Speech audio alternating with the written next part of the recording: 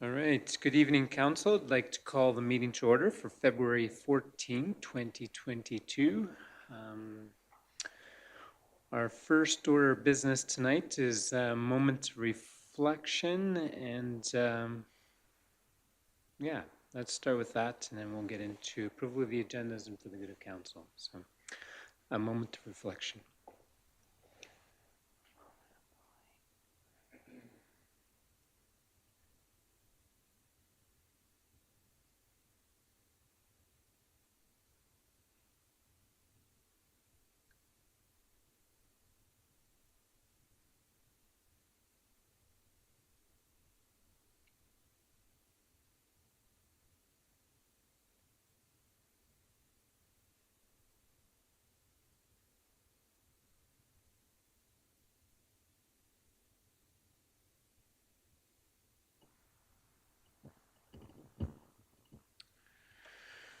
All right, thank you.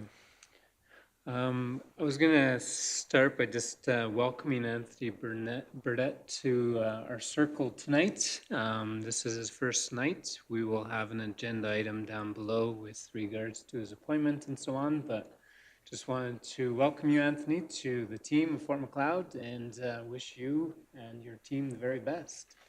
And as well, just thanking Lisa Gillingham for her work over the last 6 months. I think it's over 6 months, isn't it?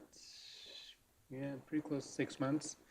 And just helping keep us on track and things going in the town of Fort Macleod. So I know it hasn't always been easy. And I just want to acknowledge your dedication and jumping in and helping. So that's been very much appreciated. All right, so carrying on then with the approval of the agendas, we'll start with the consent agenda. Councillor Monteith, make a motion to approve the consent agenda. Is that right? All right, so approval of the consent agenda. Call it to question. All in favor? Any opposed? Motion carried. And next is our regular meeting agenda. I do need to add 2 items under new business, 2 land sale items, 5 and number 6. And beyond that, I have not heard of any additional items to discuss. So a motion to approve with those amendments. Councillor Wolstenholme makes that motion. All in favor? Any opposed? Motion carried. And then for the good of council, does anyone have something they'd like to share with us?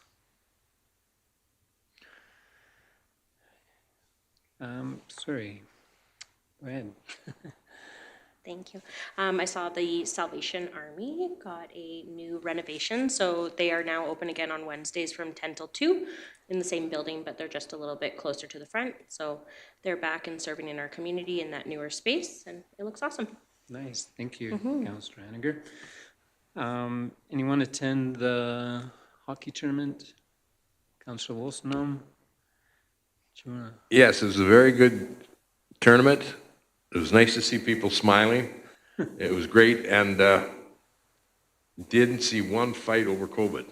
Oh. It was nice that way. Okay, good. Yeah. Great. Councillor Edwards. My son came home from WAA today with a little kindness package from FCSS. Random Act of Kindness Day is coming up on February 17th, and so they gifted all the kids Valentine's with a little random act of kindness card for them to utilize to pass on, and hopefully that'll spur some continuing momentum in our community to do random acts of kindness. So I thought that was a really great way to celebrate Valentine's Day. Nice. As always, FCSS just doing the best. Doing their best. Any other comments for the good of council? Councillor Dressler? Yes, Your Worship. The Canadian Armed Forces was really proactive in Black History Month, portraying a lot of the history going on with our RCAF bases that were here in southern Alberta, which I thought was really greatly well done. Kudos to them. They also did a piece on First Nations as well, including our Blackfoot Confederacy and those that served during the First World War and Second World War. So those were very well received and very well liked, especially that both 2309 and 2384 Royal Canadian Army Cadets share a lot of similarities between our communities. So copy to the CAF for doing that. Thank you for sharing that. Any other comments? Councillor Henniger? Just one that's coming up tomorrow. The Deuce family in town, they have a little boy named Rhett. It's Rootin' for Rhett Day tomorrow, and he was diagnosed with Angelman syndrome, and he's utilized a lot of our resources in town, and I know our community really rallied for him last year and got him, I believe it was a resource wheelchair. Yeah, so that was last year, and so tomorrow if you wear blue, it's just to recognize Angelman syndrome. I know they are under the weather, but they would really appreciate the support in the community for wearing blue and recognizing Rhett tomorrow. Very good, thank you.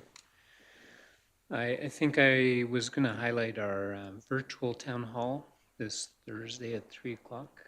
Just to encourage everyone that's interested in more information on our garbage and recycling program to be able to tune in and be able to hear some of the discussion going on regarding that program. So that would be good to do. Beside that, any other, Councillor Dressler? I'd like to take this opportunity to give out a big thank you to Lisa Gillingham, our interim CAO, who filled in after CAO Sue Keenan left the town of Fort Macleod. And I think she's done a very outstanding job in between the time period. And I want to thank her very much for the hard work that she's done and really appreciate it. So thank you very much, Lisa, for your efforts and continuing to keep council and the town of Fort Macleod running as our interim CAO. Oh, very good.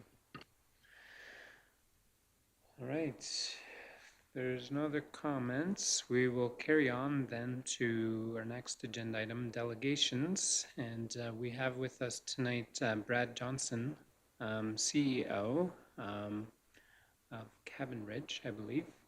And he will be presenting an update. I think he was in our council chamber, might have been a number of months back with the original update. So we look forward to hearing what he's been doing in the meantime. So without any further ado, we want to welcome you here, Brad, and the floor is yours for some discussion.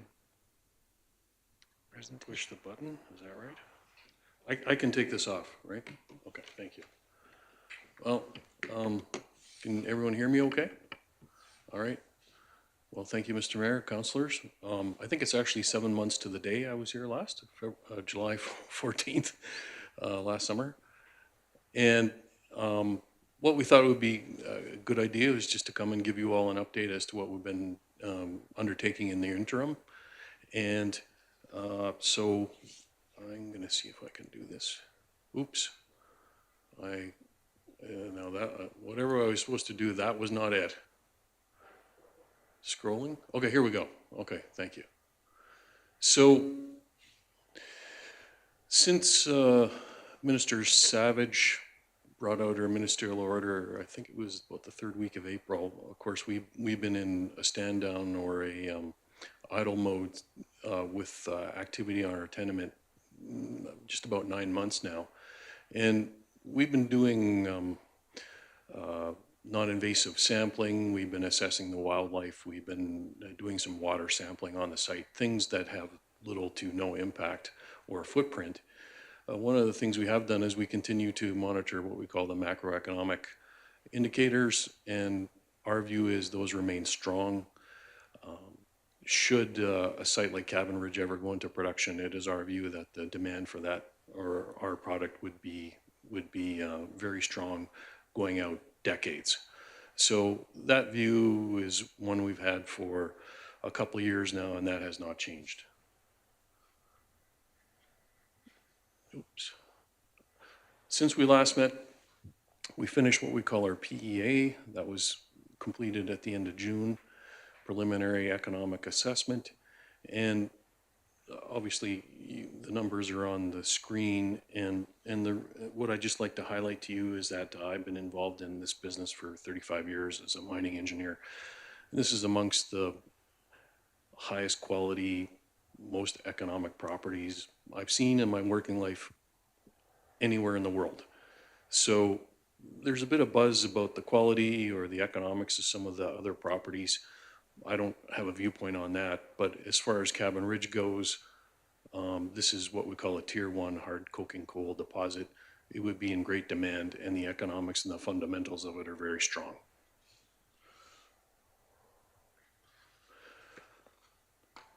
One of the big things that we've undertaken is we've continued with our public consultation. This is the list in obviously not in order of priority, but just what we would call the 5 most significant things we hear about from our stakeholders, members of the public, areas of concern. And the one I want to talk to you and give you an update on today is specifically on selenium. It's probably the biggest factor or element in potential development. The societal and the environmental concerns are significant. So a developer like ourselves would have to ensure that we have this addressed in a way that's satisfactory to our neighbors and to the regulators. And so we've spent a lot of time in the last year thinking about this particular topic, naturally. So what I thought I'd just review with you is probably a term you've heard before from some of the tech operations and even from the Grassy Mountain hearings, is the treatment method called the saturated rock backfill. And that's a very, very important step. It would be something that a project like ourselves would incorporate into our planning and into our operations. And really, it's a system where in a atmosphere with no oxygen, you use microbes to treat the selenium and to move it from selenium species, the term they use, into elemental selenium, so it's a solid. And that's on the right-hand side of this slide. And this is operations throughout the world. Tech is using this. It's being used in Northeast BC. There's not a whole lot of data in the public domain, but we understand that it certainly is performing the way that people expect. Some of the data from the public domain from the United States, this is mostly the case, but you can remove selenium in the range of 50 to 95% and achieve concentrations below 5 part per billion. So that's what an SRF does, or saturated rock backfill.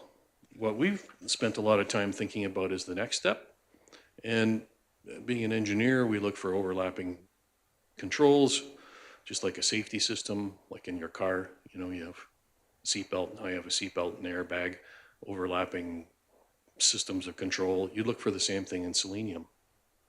And we started thinking about kind of, trying to be innovative and come up with a different method to deal with it. And one of the ones we thought about is actually not new technology at all. It's very old technology, and that is evaporation. So people like the Romans understood this. They harvested salt from seawater and did it all through the Mediterranean in areas that were salt deficient. They needed it for their livestock and their animals. These systems that they built are still in operation in places like Malta. And so even our neighbors or people I think in southern Alberta, you have a dugout or a slough on your property, it evaporates, stuff's left on the edge. At the end of the summer, we know the water evaporates and things are left behind. So evaporation is a technique that you could apply to remove the water and leave the undesirable stuff behind.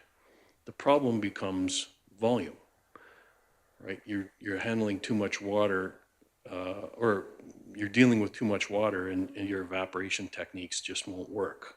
They won't keep up with capacity. So I was actually down at what they call the Mine Expo in Las Vegas in September, and I saw there was a vendor that have a technology, and basically what you do is you take the two-dimensional surface of a pond and you make it 3 dimensions. So you increase your ability to evaporate water, in their case, by up to 6,000%. Now, that's interesting. So this technique is being used throughout the United States to separate, well, mostly water and salt. And you can see the picture up in the top right is actually one of these locations, and I think that might be Utah. And what they do is they pump the water up to the top and they let it funnel down. You increase the surface area, the water evaporates, and the salt is left behind, and you can see it on the walls of the structure. And then that's all you're doing is increasing the surface area artificially using all the little pores and spaces and holes, and the water sticks to it and it evaporates.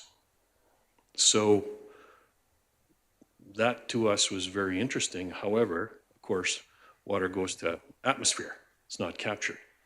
So we thought, okay, what do we do about that? So there are techniques to condense water.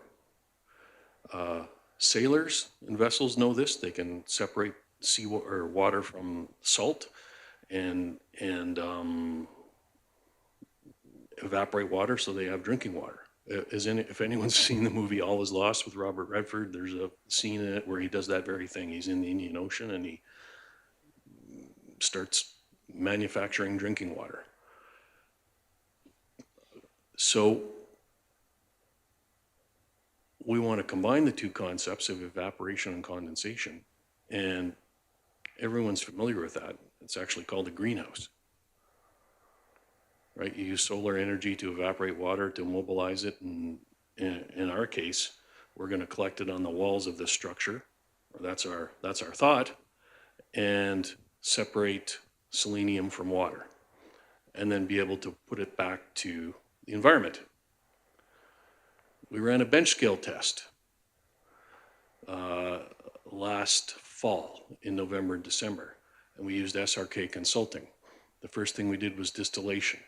If you evaporate water, does the stuff stay behind? And this is a table that shows that yes, indeed it does. So we had 1.8 parts per million selenium in the feed, and in the distillate, it was below the level of detection. For those of you who have kids in high school, this is like high school chemistry. Water boils at 100 degrees Celsius. That's its boiling point. And selenium melts, turns from a solid to a liquid at 250 degrees Celsius. So you're exploiting that technique.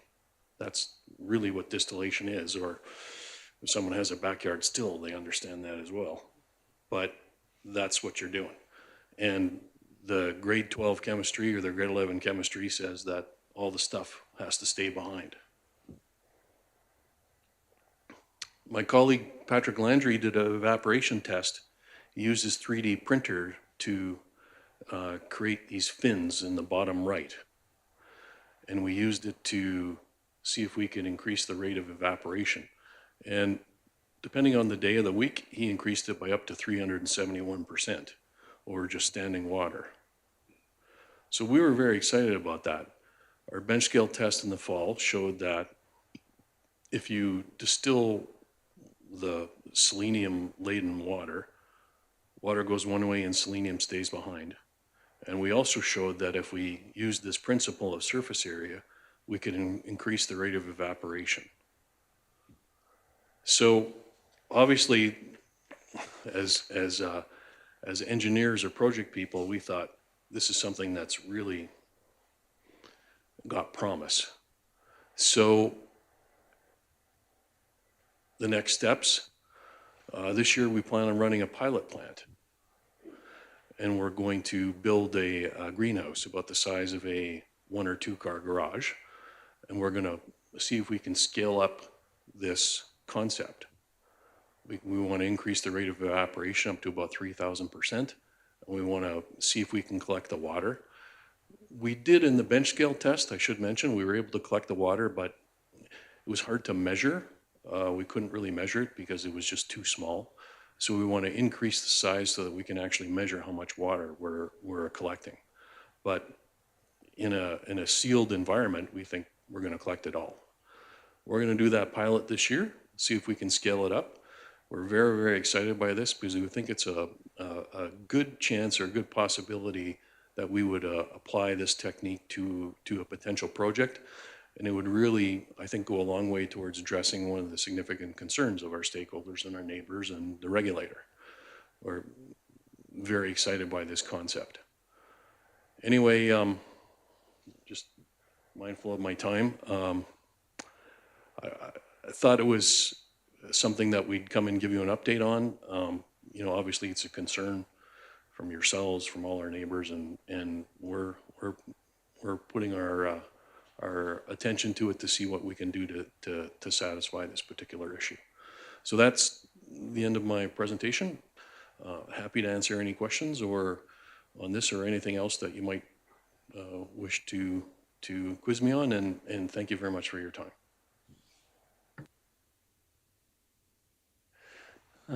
Thank you. Thank you for the presentation. Councillor Dressler, you have a question?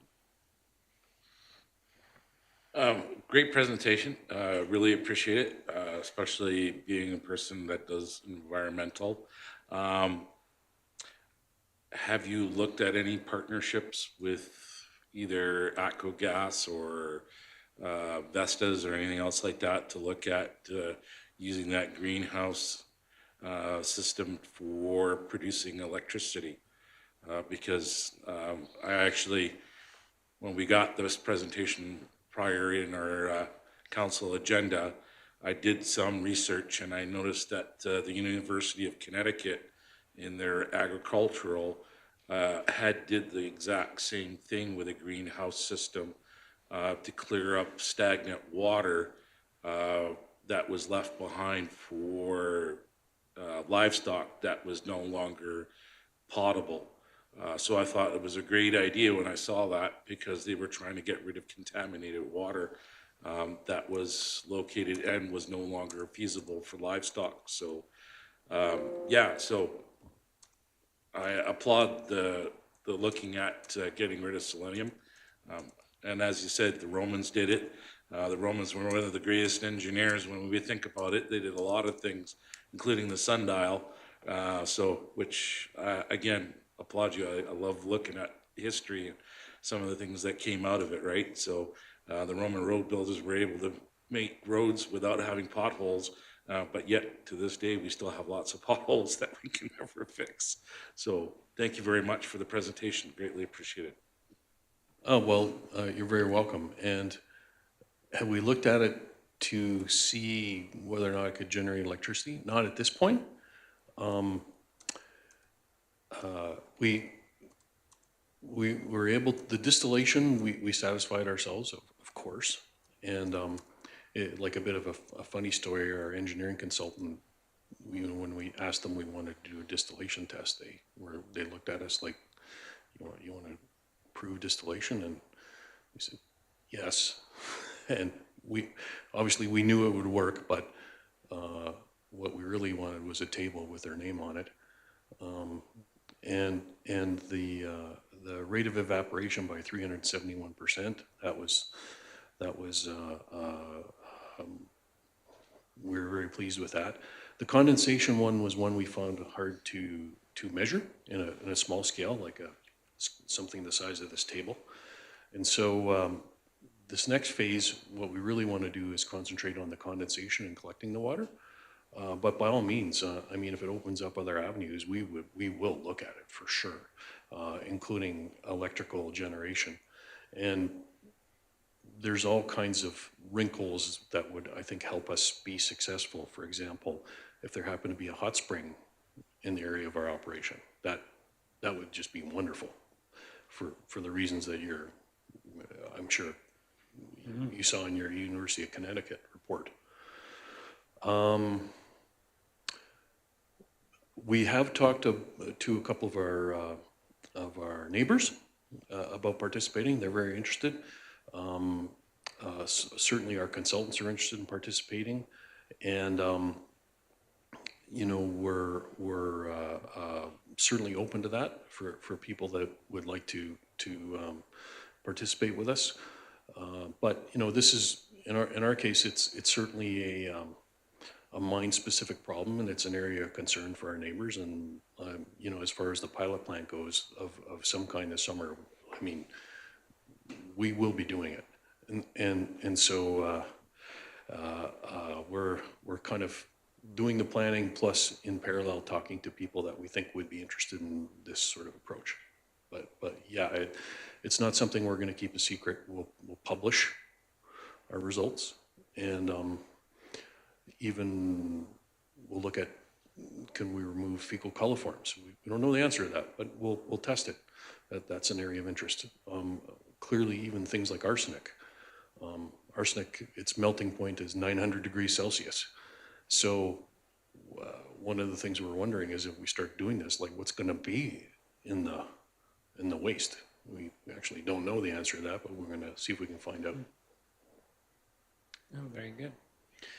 Anyone else have any other questions? Councillor Edwards?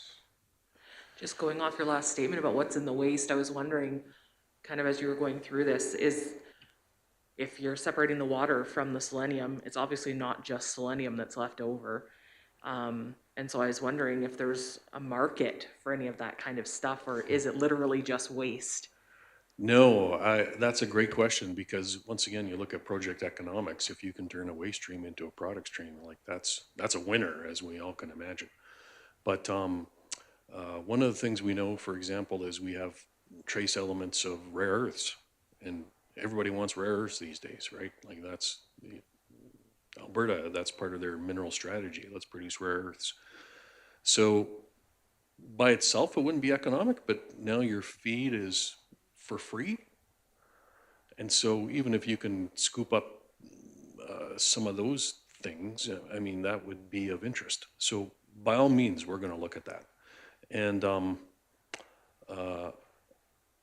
once again, like with our SRF, you know what, we can't get too far ahead of ourselves. We have to ensure this works. We think it should, but it'd be the kind of thing we run in parallel with an SRF. Maybe move water back and forth, you know, until you get it to a place that's satisfactory. But yeah, I mean, remove arsenic, remove copper, remove iron, you know, remove the rare earths. Yeah, absolutely. We're going to look at all that stuff. So then what happens to the waste? Like the selenium, so you separate it all out and stuff, and then you just put it back where it was? Or what happens to it at that point? I don't know. It's probably the most truthful answer at this point. One of the things about a system like this is the selenium, I believe, will remain inorganic, which makes its disposal much easier. So, but, you know, there's different avenues available to us. One of the people involved on our technical committee is he's a soil scientist and a plant person. And he wants us to look at plants to uptake the selenium, for example. So we'll probably do that. Yeah. No, great question. Thank you. Councillor Dressler? Just to kind of go back, so when you're doing this test phase, are you doing it here locally, or are you going to be doing it somewhere that actually can be viewed as what you're doing, so that people are kind of set at ease when we're talking about removing selenium? A lot of the things when we talk about we're making clean drinking water, water is one of the important resources to everybody, especially when we come to talk about third world countries. The induction of this style of system for making clean drinking water has been used for many centuries and adopted by the US military.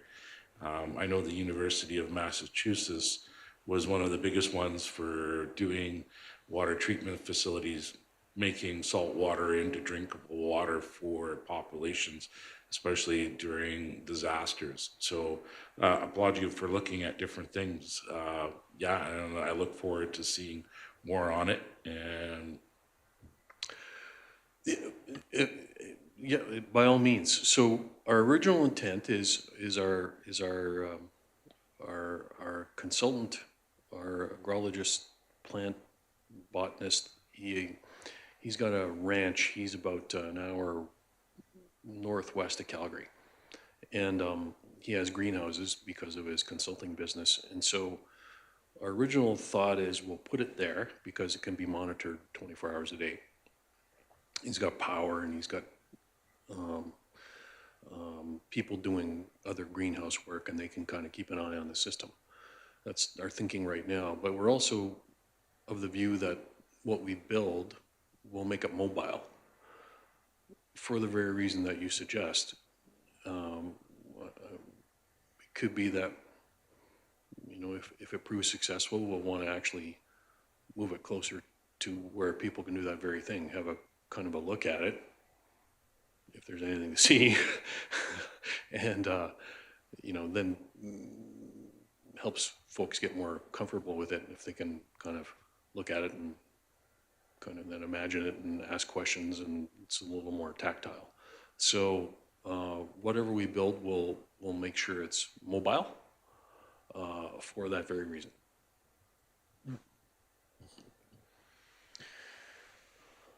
Oh, very good. If anyone else have any questions? Any last comments that you would like to make, Bratton?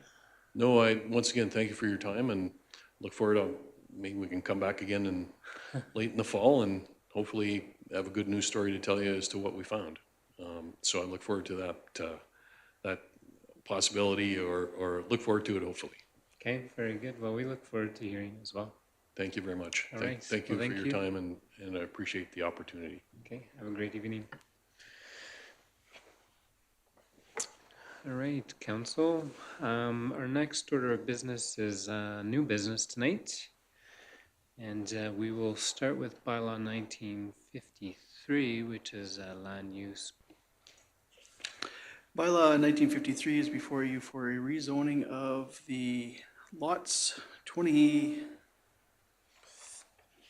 It's too small for me to read, just a second here. 23 through 21 and a portion of lot 20 within block 451, plan 92B, changing the zoning from residential R to direct control. And this property houses your fire department as well as the residents next door. In review with the fire chief, who was wanting to put on some shipping containers and some storage on site, we were looking for the proper zoning. And in that review, we found that the use, public and quasi-public buildings, was the defined use where fire halls appears, but did not have this residential component in it. That use is found within the public district, and because of the limitation on the housing, we felt that direct control was a better catch-all for all that goes on within the fire hall. To assure council that something will be done about these definitions so they don't things fall through the crack, we are working towards a bylaw update, as you're well aware. This property was identified as needing to be rezoned. Direct control is not necessarily my favorite tool to use, but in this case it is appropriate to try to capture all the uses of a fire hall. Going forward with the bylaw, though, we look forward to having an appropriate edit to the bylaw that would capture a fire hall and all its workings, so that this would not be the case should you develop a new fire hall at some point. The recommendation this evening is to schedule the public hearing for March 14th at 7 p.m.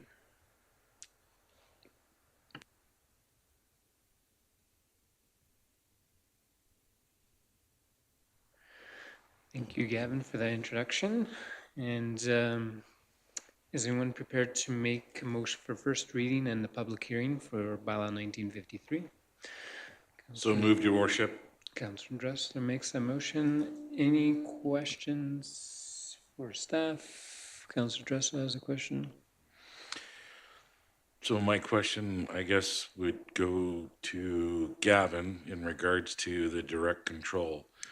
Is there going to be a time period on this, especially when there is a structure being a house located adjacent to the fire hall that will not be in use as a residential building anymore, just for office and other? My concern is there are residents next door. We've had in the past issues with people misusing the sea containers for that and not getting the proper permitting or asking through the town for a development permit. Are we going to be seeing issues with this where if we put a sea container for storage, that they're going to look at it from a different view, but as a town using their own authority to allow on a residential property that now got changed to direct control to have sea containers for storage? That's my concern. Yes, a question best suited to be discussed at the public hearing. These issues are of concern to neighbors as to what's going on in the neighborhood, and they can bring them forward if it is a concern. Certainly, from the point of view of residences, they are only allowed to have them temporarily. This building, which has functioned as a residential building as well as an office, is still vital to the fire department at this point and is trying to be brought together as a cohesive whole so that the fire department can function as it needs to. The current zoning does not actually, it makes it non-conforming, so right now we have a little bit of an issue going forward. Very good. Any other questions? Okay. Motion is on the floor for first reading and the advertising of a public hearing for March 14. If there's no further questions, we'll call it question. All in favor. Any opposed? Motion carried. Thank you, Gavin. All right, we are moving on to draft water servicing agreements, and our Director of Operations, Adrian Pedro, would like to speak to this one. Good evening, Council. So you have before you the draft intermunicipal water servicing agreement. Now, Council has seen this before. This is a result of the MD of Willow Creek in the town of Fort Macleod IDP process.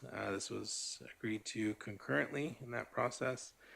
The intent of this agreement is so that should an MD landowner in the future request water from the town, we would have a form of agreement in place to work off of that, and then it would be signed at that time. So the intent at this point is just for council to approve the draft of that agreement to be signed in the future. So if we're understanding correct, this isn't the final sign off. It's essentially an agreement in principle that this draft document is what we will be working with. That is correct, and I should note too, in the future, depending on when that request should happen, future councils wouldn't be bound by this agreement necessarily, and at that time there would be room to open that agreement to revise accordingly. Okay. And so this agreement only triggers when there's a request for water servicing. That's correct, within the boundary area in the IDP. Okay. Okay, is anyone prepared to make a motion to that end? Councillor Wilson makes a motion. Okay, any questions for administration on this agreement? Councillor Dressler? Is the MD of Willow Creek accepting this as the draft, and we'll also have a copy of this as well so that they're aware if this were to be brought up by one of their residents or businesses or farms that this document is in existence and will stay on record so that they can open it up and or future councils can open it up? Every time. Good question. So the MD has already passed a motion for this draft. So it is on record. Their council has passed that motion.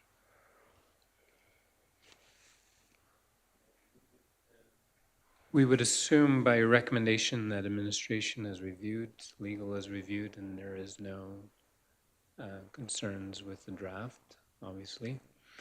Anything you'd like us to draw attention to, or is there any? Not specifically. I think it's fairly well balanced. I don't think it puts too much onus on the town system. At the end of the day, if we did provide water, the MD would be responsible for really all of those costs.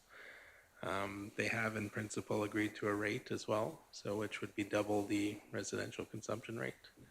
So that would be charged to the MD. MD would disperse that amongst their landowners. So those are probably the bigger ones. Councillor Dressler? So, again, Adrian, sorry. So you did put in here and that this would be part of our strategic plan as well. Is this going to be in a document that will be attached? Municipal development plan, you mean? Or strategic planning development for future?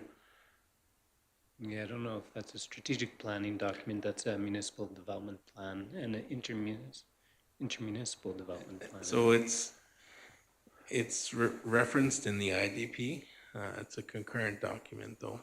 Correct, but when you had your document that is part of what we've been received here, in the lower bottom part where it says council strategic plan, facilities, business, residential growth, or again, to evaluate with public relations. So that's why I wanted to know, is this going to be for our future plan that we are supposed to be doing?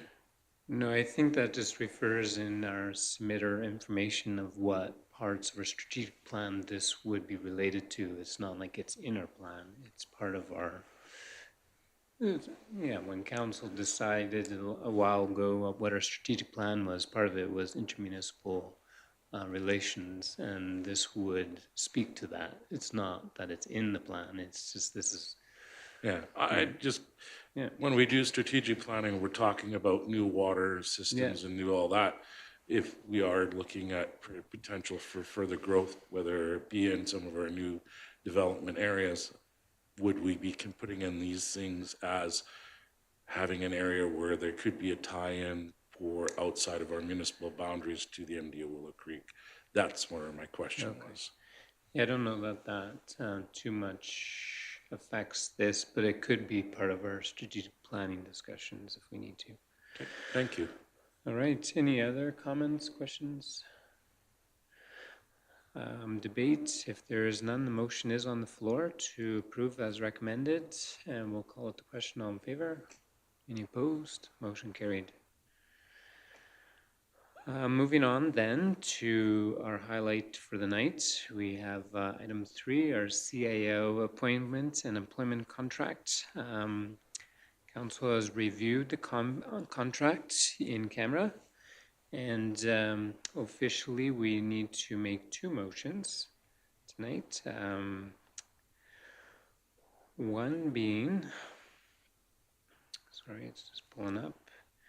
Council approves the presented employee contract with Anthony Burdett, and the second motion that Council appoints Anthony Burdett as the Chief Administrative Officer for the Town of Fort Macleod effective February 14, 2021. So if there is no questions, I would ask for a motion for motion 1. Shouldn't that be 2022? Sorry, I was just reading my notes, but yeah. Good call. Good thing you caught that one. Did you want to make a motion at the same time there? I'll make that Councillor? motion amending that to February 14th, 2022. Oh, so you're making motion 2 before motion 1? Oh, would you be okay with making motion 1? That council approves the presented employee contract with Anthony Burdett. Are you okay with making that motion? All right. Motion's on the floor. Any further discussion? Okay, we'll call it the question. All in favor? Any opposed? Motion carried. Thank you very much. And the motion 2, would anyone be prepared to make that motion? as per the recommendation, accept the calendar year. Correct. So council appoints Anthony Burdette as Chief Administration Officer for the town of Fort Macleod, effective February 14th. Happy Valentine's Day to all those on 2022. Do you need that Valentine's date in the motion? Is that what you're Well, saying? it is a Valentine's Day and we're here.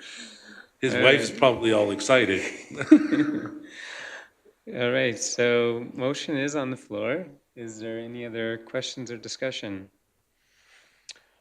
I am in receipt of Anthony Burdette's signature on our code of conduct. What did we call it again?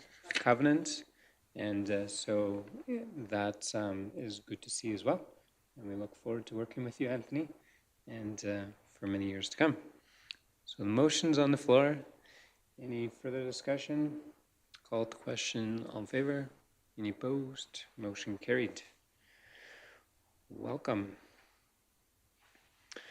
All right, and under new business, controlled documentation for 2021 audit, and our Director of Community and Protective Services, Lisa Gillingham, would like to speak to that. How do you like that title change? Very good, thank you. As council is aware, generally when we hit audit season, they are tasked with reviewing the control documentation for our auditors. And we have attached that. Chris, our Director of Finance, has gone over it, and I, as the interim CAO, went over it, and we are presenting it to council tonight for their final review. If there's anything that you would like changed or added, please let us know. Other than that, we are looking for a motion to approve the presented control documentation for the 2021 audit that is currently or will be progressing shortly. Very well. It looks like most of the changes were a lot of grammatical and just cleaning up a little bit. So is anyone prepared to make a motion on our audit controls? Councillor Monteith makes a motion as per the recommendation. Is there any further questions or discussion? Councillor Dressler has a question. Just the verbiage. When they say management, is that administration? Typically, it'll be the directors and then the CAO. Okay, there's no down below saying what is what to whom it requires to. When I hear management, I don't get it. I think more administration because it's a body as a whole. Yeah. So I think we typically refer almost the same management and then administration. Okay, thank you. I just seen you had it highlighted on the top, so. Okay, motion's on the floor. If there is no further questions or discussion, we'll call it the question. All in favor? Any opposed? Motion carried. And then we have two land items. We'll deal with item 1 on our package first. And would you like to speak to this, Lisa? I sure can. Be happy to, actually. As council is aware, we have been working with McDonald's Restaurant of Canada Limited to sell the old tourist information area and lot, and we have received a purchase to offer, and we are asking council tonight to approve the sale of the lands legally described as Lot 3, Block 1, Plan 9912463, located at 2360 7th Avenue for the price of $500,000 to McDonald's Restaurants of Canada Limited, with town administration finalizing the purchase and sale agreement details in consultation with town legal representatives as well as the town planning and development department. All right. Well, that's great news, and a lot of the rumors that have been going around have finally come to fruition. We are indeed selling a piece of land to McDonald's for the price of the $500,000, and this has been a bit of time coming, but we're here to celebrate that today. And is anyone prepared to make a motion to that end? Councillor Wilson? So moved by Councillor Wilson. Any other questions for administration on this file? If there is no further questions or debate, Councillor Monteith. Just how far does the land go south, I guess? The old tourist information booth, is that land being sold?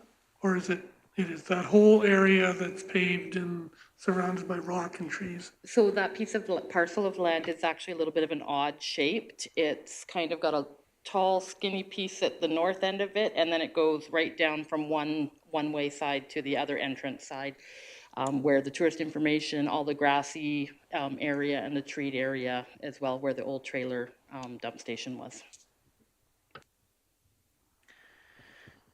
Okay, yeah, the process was a bit long, but we appreciated the information, the appraisal and all that got us to where we are today. So,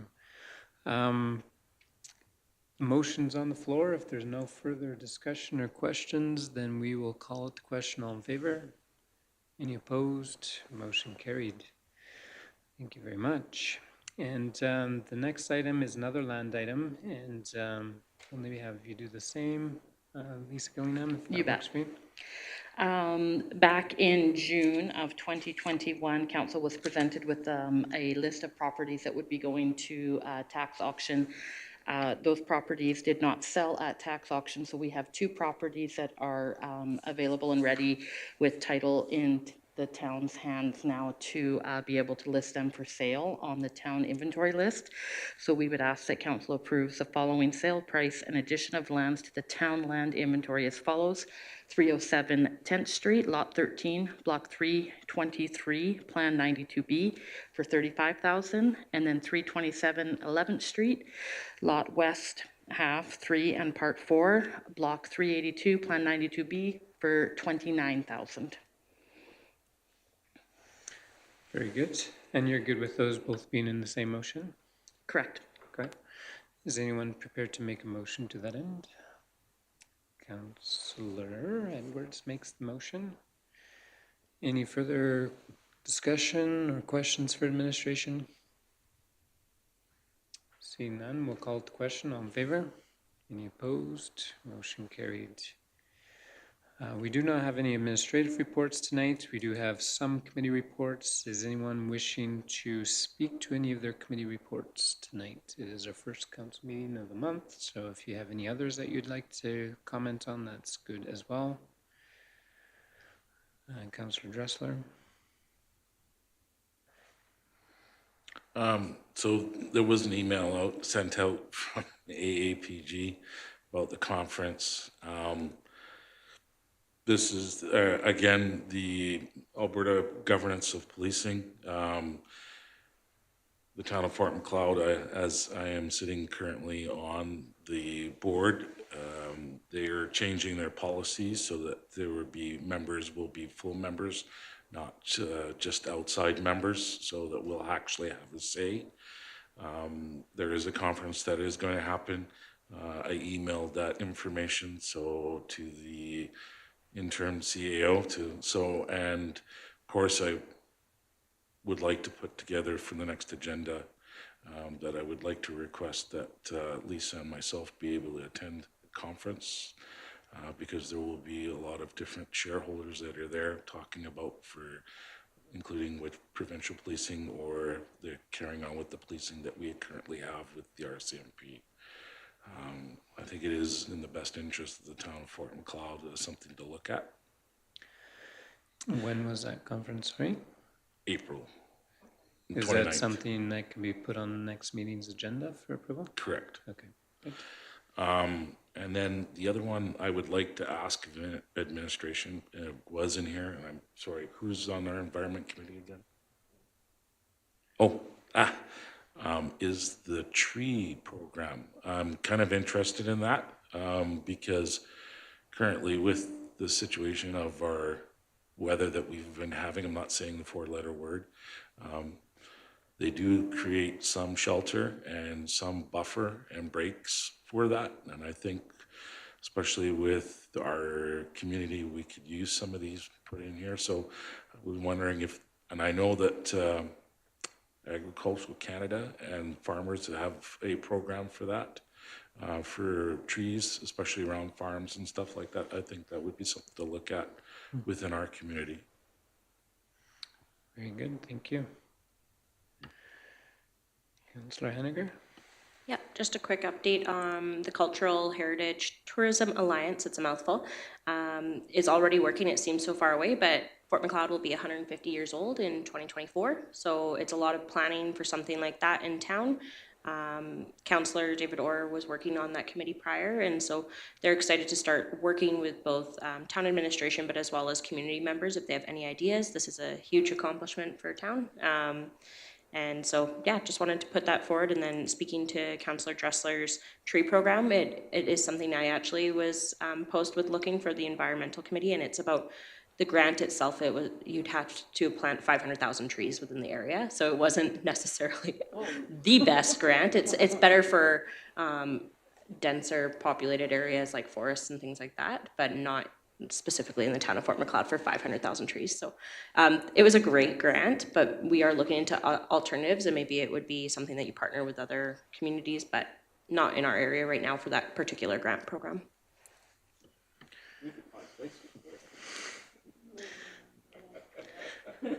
All right, any other committee reports? Councillor Dressler? Bill Heritage Advisory Board, we've been back and forth with myself and Adrian. I would probably like to have a discussion in regards to that more at an administration level, as being the representative as a councillor, but with Adrian, and further discuss on how that will be proceeding a little more. I apologize, I did not attach the minutes from the last Bill Heritage Advisory Board, but they did their full, which we were present for. They did their entire encompassment of all of the buildings that were in our community that have historic significance. And so anyways, there is some discussion in regards to that, which I think can be done with council and our administration. Very good, thank you. Councillor Edwards? I just wanted to bring up a partnership that's happening actually between a couple of the different committees I'm on. So the FCSS, that's not my committee anymore, but FCSS, Diversity and Inclusion, and the Empress Theater Society are offering a free event on the 26th at 1 p.m. And it's to watch a documentary that was actually filmed in the area. And I apologize because I do not know how to say, like, pronounce the name. It's a really long Indigenous name, and I don't want to ruin it by trying. It's called The Meaning of Empathy. The film will be followed by a panel, so there's going to be some discussion that happens there. Dr. Esther Tailfeathers, the Kainai High School principal, Ramona Bighead, and some others will be there in attendance, so that afterwards there can be a bit of a discussion and a bit more of a look into what our neighbors are dealing with in their lives every day, and so that we can hopefully learn ways to interact with each other better and be kinder to those that are around us. What date was that, sorry? The 26th of February. Saturday. At 1 p.m. Should we get that sent out as a calendar invite for everyone? And I think it would be good to have all the information. That'd be good. Mm-hmm. Cool. Anything else? I was gonna highlight Highway 3 did draft a letter, sent it to the Minister of Transportation, and Rayan Sani, I believe is her name, and just highlighting some of the things that have been done. Obviously, the start of the Tabor to Burdett twinning. The land is mostly bought and purchased. Engineering is ongoing. They are hoping that they could still see some equipment moving dirt this fall, but otherwise it would be next year if all goes well. As well, Piikani Nation, their functional planning study is progressing as well, and that was one of their highlights. I know the group is coming to council in a meeting or two, but I thought I'd just mention a quick few highlights. They sent a letter to the minister identifying the priorities. And after those other two priorities have been completed, their next priorities would be Medicine Hat, 7 persons, Pinter Station to Bellevue, 7 persons to Burdett, and then Fort Macleod Stage 1A. So they've gotten quite a bit of media attention on it, so hopefully that helps assist with that project as well. And I think that's all that I would like to highlight. Anyone else want to highlight any committees? If not, then I believe our in-camera discussion is complete for tonight, and our meeting is now adjourned. Thank you very much.